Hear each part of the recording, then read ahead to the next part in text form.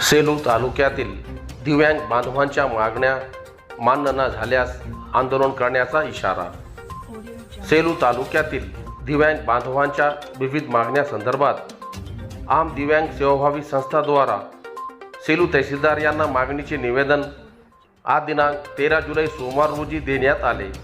निवेदनात नमूद करण्यात आले आहे की दिव्यांग बांधवांच्या बंद पडलेली मानधन त्वरित सुरू करावे, तात्पुरते वैद्यकीय प्रमाणपत्र धारकांना सुद्धा मानधन मिळवून द्यावा।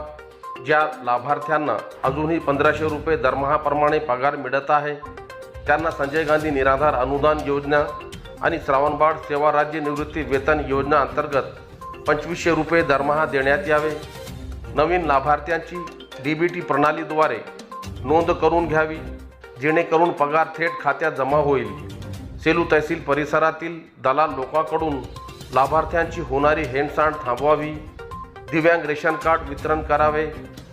महाराष्ट्र राज्य शासनाकडून तसेच केंद्र शासनाकडून राबविण्यात येणाऱ्या प्रत्येक योजनांचा दिव्यांगांना थेट लाभ मिळवून द्यावा अशी मागणी करण्यात आली।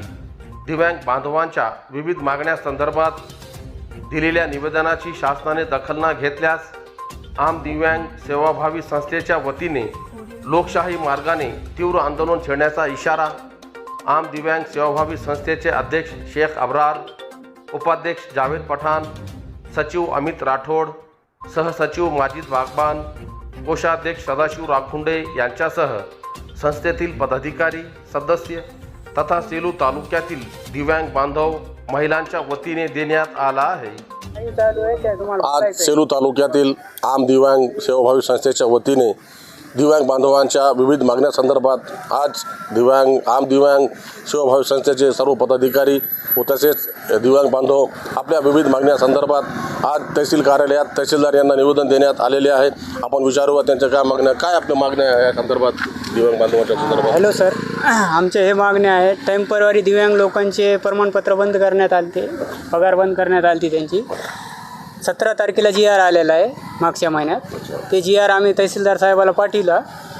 त्या GRनुसार काय म्हणतं तर पगार यांना टेम्पररीला चालू करण्याचे आदेश आलेले आहे, तरी आत्तापर्यंत ह्या दिव्यांगांची पगार आली नाही। त्यामुळे इथं काय म्हणणं ते तहसीलदार साहेबांचं म्हणणं आहे की त्यांचे अर्ज भरून द्या, त्यांची पगार केव्हा चालू झाली ते सांगा प्रोसेस। पण आपले आणि राशन कार्ड दिव्यांगांचे राशन कार्ड आहे त्याच्यासाठी आम्ही आलेलो 2-4 मुद्दे आहेत आमचे। जर आपली रास्त मागणी निवेदनद्वारा शासनाने जर मान्य नाही केल्यास आपला पुढचा पाऊल काय राहील? सर आमचं एकच पाऊल राहणार आहे, पुढचं आम्ही काय म्हणतो डायरेक्ट उपोषण करणार आहे धडक पुरे दिव्यांग। याच्याहून डबल टिबल संख्या आमची येऊन काय म्हणतात आम्ही इथं डायरेक्ट बसणार आहे सर, जोवर आमच्या मागण्या पूर्ण होत नाही। आताच आपण आम दिव्यांग सेवाभावी संस्थेचे अध्यक्ष शेख अब्रार यांच्याशी बोलत होतो।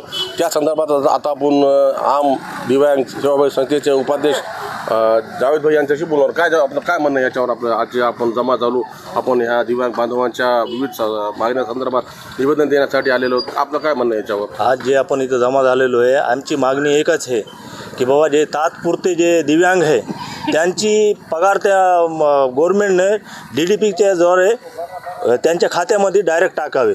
त्याच्यानंतर जे ओरिजिनल लाभार्थी आहे ज्यांचे परमनंट आहे ते बी राहिलेले आहे याच्यामधून, ते बी वंचित करण्यात आले त्यांना बी जे आहे तर DDP करून त्यांचं जे आहे तर त्यांच्या अकाउंटमध्ये पैसे टाकावे। हे आमचं इतकं निवेदन आहे साहेबांना की आमची जे मागण्या आहे ते मागण्या लवकरात लवकर पूर्ण करावे, अन्यथा आम्ही जे तर उपोषणाला बसणार आहे। महिलामध्ये कुणी बोलणार आहे? आपण काय म्हणता आज सेलू तहसीलदार यांना आपण आपल्या विविध मागण्यासंदर्भात निवेदन देण्यासाठी आलेलो आहोत, काय म्हणणार याच्यावर आपण? आम्ही तहसीलदारांना आमच्या आम दिव्यांग सेवाभावी संस्थेतर्फे मी एवढं सांगू इच्छितो की जेवढे समजा जे अपंग आहे त्यांच्या केवायशा राहिलेले आहेत, कोणी का आम्ही केवायशा करून देखील आम्हाला डबल केवायशा करावं लागतात, नेहमी कागदपत्र द्यावं लागते। जे समजा टेम्पररी अपंग आहेत त्यांच्या पगारी थकीत येतात, ते मध्ये पगारी भेटत नाहीत, वरून GR आल्याला देखील त्यांच्या पगारी पडत नाहीत। तरी आम्हाला काही अपंगांना राशन कार्ड आहे, अंत्योदयचं राशन कार्ड आहे, पण साखर मिळत नाही, कारण अपंगाला 1 किलो साखर मिळते. पण काही धान्य दुकानदार आम्हाला 1 किलो साखर देत नाहीत. तरी तर आम्हाला तहसीलदारला एवढं सांगणं आहे की सर्व जेवढे स्वत धान्य दुकानदार आहेत त्यांना आमच्या अपंगांना 1 किलो साखर देण्याची सक्ती करावी. आणि जेवढे अपंग आमचे टेम्परवरी आहेत त्यांना म्हणजे कागदपत्र नेहमी परेशान न करता त्यांना पगारी त्यांच्या खात्यात टाकण्यात यावा एवढं जर माझी. शासनाने आपले मागण्या पूर्ण न केल्यास याचा आपला पुढील पाऊल काय असेल? जर आमच्या मागण्या मान्य नाही केल्या तर आम्ही इथं आम्ही आमरण उपोषण करू. बस एवढंच आमचं तहसीलदाराला सांगणं आहे. दिव्यांग सेवाभावी संस्था जे सेवाभावी संस्था तिने सुरू केली, तर या संस्थेतील जे अध्यक्ष आहेत, उपाध्यक्ष आहेत, इतर संस्थेतील जे पदाधिकारी आहेत, ते ह्या करण्यासाठी ह्या कामासाठी काय आपल्याकडून काय डिमांड करतात का? मागणी काय मोबदला? नाही, त्यांनी आतापर्यंत आमच्याकडून 1 रुपया पण घेतलेला नाही. जे काय आमच्या सगळ्यांचे कामे केलेत त्यांनी तर ते एकदम मोफतमध्ये केले. आपली जे मागणी आहे आपण म्हणजे अबराल भाई है या जावेद भाई है, घर को आके बोल रहे हमको कि ये काम कर रहे करके हम, उन्होंने 1 रुपया भी नहीं खाए हमारे से. इतनी कोशिश कर रहे हो हमारे लिए, हमारे पगारा टाइम पे गिरना बच्चों के.